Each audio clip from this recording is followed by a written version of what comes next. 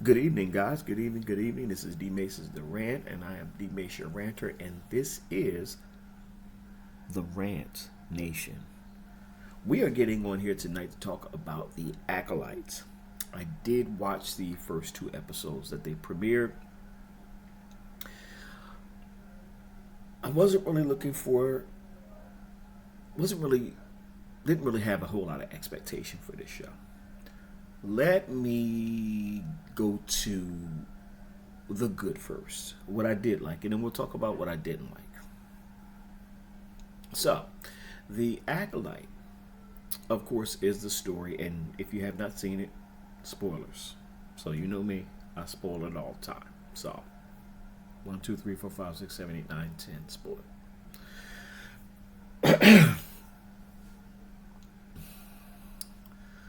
The Acolyte. So basically, it's the story that's set in 100 years before the Galactic Empire. And the Jedi were the police. They were the police and investigators of different crimes and things like that.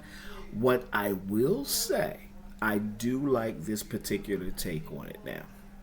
It's more of a mystery kind of who done it kind of feel to it. I do like that take. It's something completely different. So I appreciate that. I like that aspect of it, kind of mystery and all of those kinds of things. So it's pretty cool. I like that. The scenery of it all was, of course, beautiful. Their production, scenery and production and everything like that with Star Wars and has always been top notch, man. And I have nothing to say about that. It's great. It's visually pleasing, visually stunning.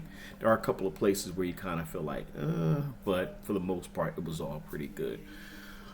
The acting in this, the acting in this, for a few of the characters that were in there wasn't bad. It wasn't bad. Some were kind of like, you need to give it a little bit more oomph into this, or maybe that's just how it's written, you know. But that wasn't bad. The fight scenes, I loved the fight scenes. They were pretty good. Man, the scene with Trinity, homegirl that played Trinity in The Matrix, she was on the screen for all of them, maybe about 5 to 10 minutes. I honestly thought that they should have gave her some more time because I was loving seeing her there, and they did a couple of nods to the Matrix too. You see it in the fight scene and everything like that, but they got rid of her real fast. And I would like to have seen some more of her. She's a great actress. So, so those are some of the good things that I did like about this. The things I didn't like. This was very boring. This was very boring. I watched the first episode, then I watched the second episode. By the second episode, I woke myself up just in a light snore. I'm just being honest. It was quite boring. Um, Dragged along, really, really dragged along. The storyline of the whole thing set around these two twins. You have one good twin, you have one bad twin. In the beginning, you see one of the twins killing um, Carrie Moss's character, the what girl played Trinity. I'm sorry, played Trinity from the Matrix. So she was an assassin, and she was out to kill. She's out to kill Jedi's for some reason, and this is what we're building up to. So I do like to see where this is going to go with this. It's kind of building up because you're trying to figure out why are they trying to kill out all of the Jedi. I have an idea, but kind of to build on that anyway. So it was the twin. And so the scene cuts after she kills her. The scene cuts to the next day, and so you see the good twin. Now you don't know they're twins at this particular time, but you quickly pick it up because she's so nice and sweet, and she's talking to a robot, and she seems like and I'm like, wait a minute, did she just kill somebody last night? And she's acting like nothing ever happened. He says she's being sweet. Is she schizophrenic? Like, what's going on here? But that's not what the case was. The case was she has an evil twin sister who she didn't think was alive because apparently her parents died in the fire. She thought her sister died in the fire as well. She did not. but her sister is on the dark side. Now, according to what the showrunner says for this show, is like it's going to be a lot of gray in it. Not going to be really necessarily good and bad. It's going to be more gray. Anyway, I'm going to pick it out to be good and bad. But anyway, so there's this evil twin, and she's out there working for the guy she calls the Master. Some guy who's a dark lord or dark Sith or something like that, who's commanding things. So we still have yet to see who that is. So it's her, and then it's one of her friends, and he's like the apothecary. He makes all kind of drugs and different things like that. She actually uses one of the drugs to go ahead and kill one of the other Jedi that's out there. So she's doing this, and now they're finding out. Okay, wait a minute. Her twin is alive, because now the girl who the Jedi captured, they thought was the one who killed the Jedi, but it wasn't her. And then they realized that her sister is still alive. She has a relationship with one of the major Jedi, one of the master Jedis there. She was one of his Padawans at one particular time, and she broke off for whatever reason. I guess we'll find out what that is as the story goes on. Anyway, so they find this out, and now they're investigating and trying to find her. They're trying to find out who's killing these Jedi, why are they trying to kill these Jedi, and so they're going into this story and things like that. So it's like I said, it was kind of boring. I kind of went to sleep on it. So I'm gonna keep watching because I have to report to you guys, and I'm a big Star Wars fan. But this was. It has to go up from here. It can't go anyplace else. It has to go up from here. It just can't go anyplace else. So looking, and we're going to see what the next episodes hold. I still don't have a whole lot of expectations for this. Just a lot of the I don't know what you call it. I'm not going to say that. But anyway, virtue signaling that's happening in this. So there's a lot of that.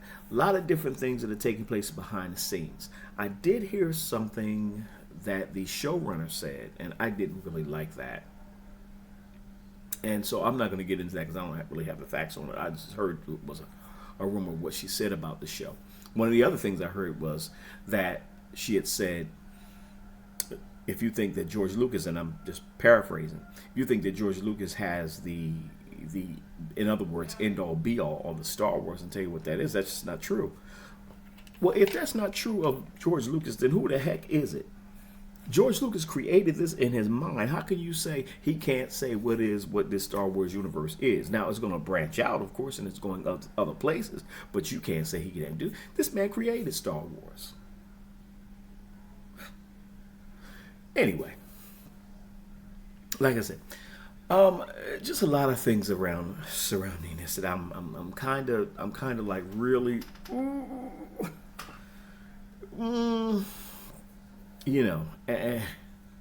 my thing is this, and I've said this in a video before.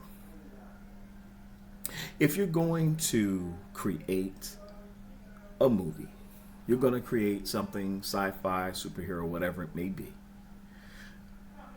You want to create this and you want to make it your story, fine, do that.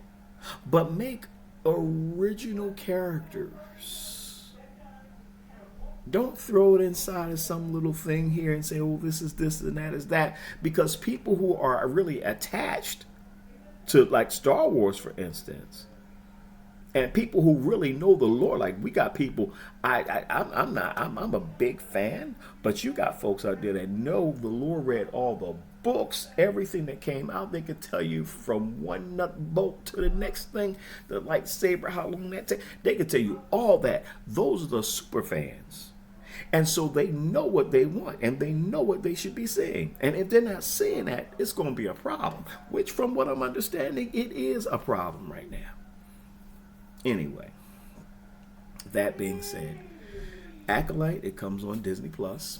We'll just keep watching and seeing what happens with it and how it all pans out. I hope it gets better. I hope it gets better. I hope it does.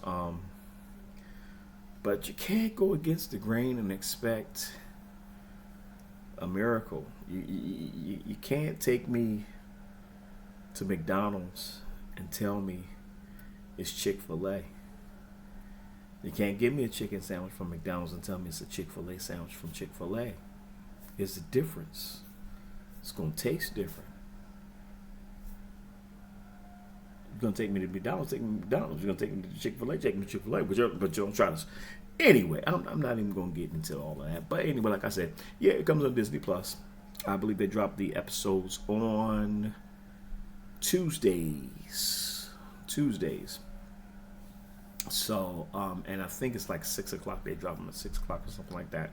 So, looking forward to seeing what's going to be of this and what's going to happen. I certainly hope it gets a lot better. I hope they get a clue. I hope they start listening to the fans. I hope they kind of got their ears open and don't get so offended and don't wear their hearts on their sleeves, because the fans know what they want. That's all I got for you with regards to Acolyte. Again, I did not enjoy the first couple of episodes. There were some okay parts, but I said I went to sleep. I woke myself up out of a light snore. It wasn't because I was tired. It was because I was bored.